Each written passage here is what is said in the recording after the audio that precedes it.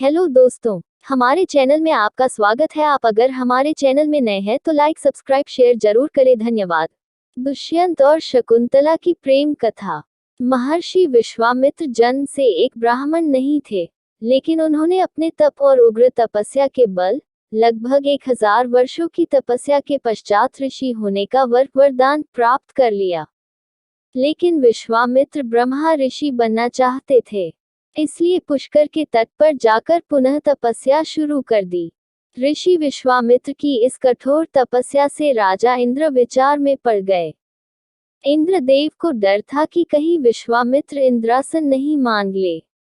यह विचार कर तपस्या भंग करने के लिए अपनी अप्सरा मेनका को एक कन्या के रूप में धरती पर भेजा। नित्य की भांति ऋषि विश्वामित्र अपने दैनिक कार्यों में लगे हुए थे। तभी पुष्कर सर के तट पर मेनका नहा रही थी। मेनका का बदन देखकर विश्वामित्र को काम का मोह हो गया और मेनका से परिचय किया। विश्वामित्र ने मेनका को अपने साथ कुटिया में रहने का निमंत्रण दिया। अप्सरा मेनका ने ऋषि विश्वामित्र को काम पाश में बांध लिया और उनके साथ कुटिया में रहने लगी। विश्वामित्र और मेनका 10 वर्षों तक साथ रहे। इसके दौरान दोनों के संयोग से एक पुत्री हुई। विश्वामित्र को महसूस हुआ कि उनकी तपस्या तो भंग हो गई। उन्होंने अपनी दिव्य शक्तियों से पता लगाया कि ये सब देवताओं का क्या कराया है। ऋषि विश्वामित्र के गुस्से से मेनका कांपने लगी, लेकिन विश्वामित्र ने मेनका पर कोई क्रोध नहीं किया और उसको वहां से जाने को कह दिया। महर्षि विश्वामित्र ने काम पर विजय प्राप्त करने के लिए कामदेव की तपस्या करने का निश्चय किया। इसके लिए विश्वामित्र ने अपनी पुत्री को ऋषि कव के आश्रम पर छोड़ दिया और स्वयं उत्तर में कोशी नदी के किनारे जाकर तपस्या करने लगे। अगले दिन जब ऋषि कव ने एक कन्या को शकुओं से रक्षा करते हुए देखा, तो उन्होंने उस कन्या को उठा लिया और उसका पालन पोषण करने का निश्चय किया। शकुओं के पास मिलने के कारण उसका नाम शकुंतला रख दिया। समय रहते शकुंतला युवती हो गई और एक दिन सखियों के साथ पुष्प बीनने के लिए गई हुई थी। तभी पुरु वंश के राजा दुष्यंत एक दौरे के लिए वहां से गुजर रहे थे। शकुंतला को देखते ही उससे मिलने का मन बनाया। कश्यप गोत्रीय शकुंतला का पीछा करते हुए राजा दुष्यंत ऋषि कव के आश्रम पहुंच गए। वहां जाकर आवाज लगाई और वहां विश्राम करने का निवेदन किया। जब राजा दुष्यंत ने पुनः शकुंतला को देखा तो कहा, हे कुमारी, तुम्हारा रूप अनुपम है, मैं तुमसे विवाह करना चाहता हूँ। कुमारी शकुंतला ने कहा, मेरे पिता कब अभी यहाँ नहीं है, जब वो आ जाएंगे तब उनकी अनुमति से आपसे विवाह कर सकती हूँ। शकुंतला ने एक शर्त रखी कि हमसे जो पुत्र होगा आप उसको सम्राट घोषित करेंगे। राजा दुष्यंत ने उनकी बात मान ली। राजा दुष्यंत ने कहा कि महर्षि कव तो अखंड ब्रह्मचारी हैं, फिर वो तुम्हारे पिता कैसे हुए? शकुंतला ने बताया कि उनके पिता विश्वामित्र हैं जो तपस्या कर रहे हैं और मेरी माँ देवलोकीय अप्सरा हैं। जन्म से ही ऋषि कव ने ही मेरा पालन पोषण किया, अतः वही मेरे पिता हैं। राजा दुष्यंत ने शकुंतला को बताया कि तुम एक ब्राह्मण नहीं, राजकन्या हो और हम गंधर्व विवाह कर सकते हैं। तुम अपने आप को मुझे दान कर दो। राजा दुष्यंत के निवेदन पर शकुंतला ने विवाह कर समागम कर लिया।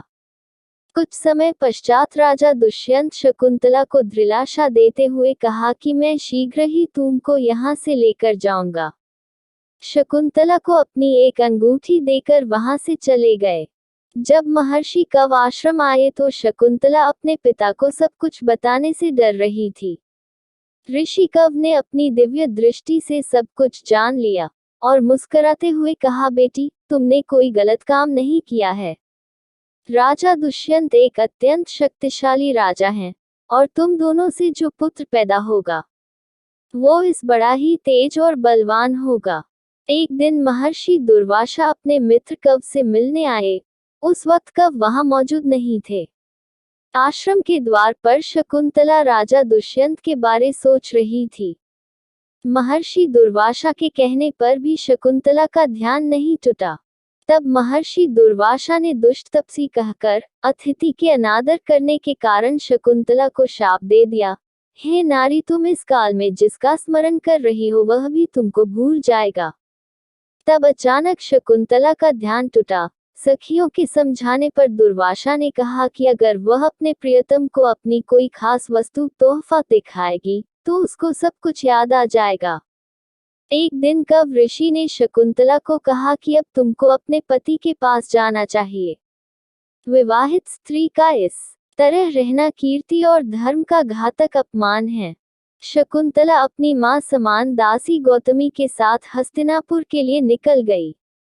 रास्ते में गंगा से पानी पीने के लिए जैसे ही शकुंतला ने अपनी अंजलि भरी तो असकी अंगूठी पानी अंदर गिर गई, लेकिन उसको इसका पता नहीं चला। जब शकुंतला हस्तिनापुर पहुंची तो उसने स्वयं को उनकी पत्नी बताते हुए कहा, आपके राज्य का सम्राट उनकी कोख में पल रहा है। तब राजा दुष्यंत ने तापसी स्त्री कहते हुए शकुंतला का तिरस्कार किया। तब गौतमी ने कहा कि तुम इनको अपनी अंगूठी दिखाओ। शकुंतला ने अपनी अंगूठी ढूंढने की कोशिश की लेकिन उसको नहीं मिली। तब राजा दुष्यंत ने उसको वहां से जाने को कहा। गौतमी ने कहा कि हम वापस ऋषि कव के आश्रम लौट चलते हैं, लेकिन एक दास ने कहा कि हम शकुंतला को यहीं पर छोड़कर चलेंगे। इतना कहकर दासी लोग वहां से निकल दिए।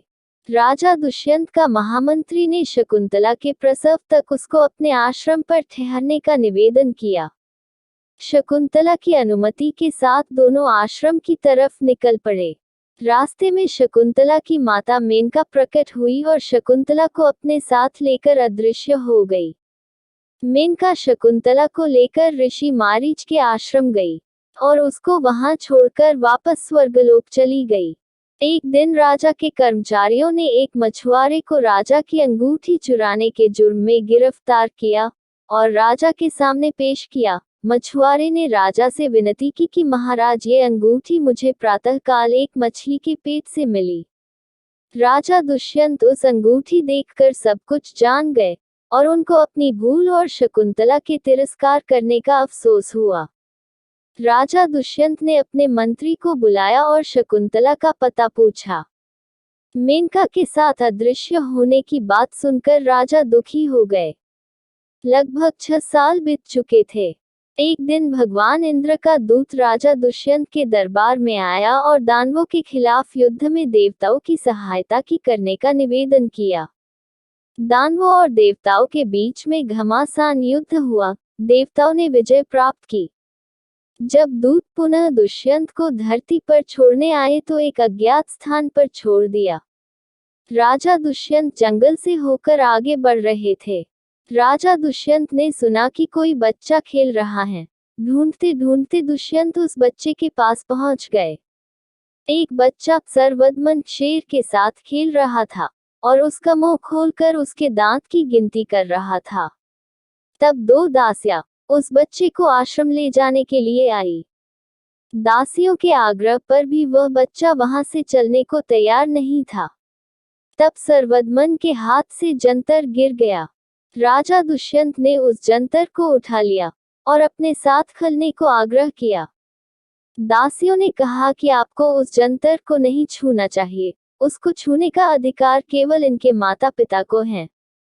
तब राजा दुष्यंत दासियों से सर्वदमन की मां से मिलने का निवेदन किया। दासियां राजा दुष्यंत को शकुंतला के पास लेकर गई। दोनों ने एक दूसरे को पहचान लिया और एक दूसरे से क्षमा मांगने लगे। तब शकुंतला ने सर्वदमन को अपने पिता से परिचय करवाया। राजा दुष्यंत ने शकुंतला को महल चलने का प्रस्ताव रखा। शकुंतला ने महर्षि मारीच की अनुमति लेने को कहा। महर्षि मारीच की अनुमति और आशीर्वाद सहित तीनों हस्तिनापुर लौट जाते हैं। सर्वदमन, जो कि आगे चलकर राजा भरत के नाम से प्रसिद्ध हुआ,